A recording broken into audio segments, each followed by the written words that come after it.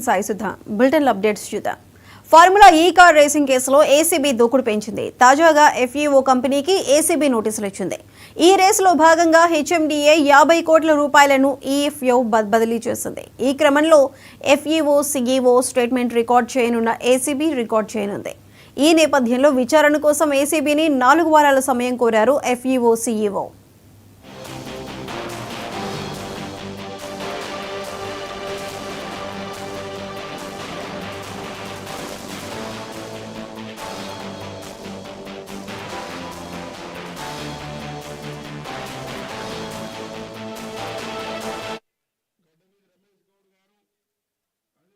దూకుడు పెంచింది. తాజాగా ఎఫ్ఈఓ కంపెనీకి ఏసీబీ నోటీసులు ఇచ్చింది.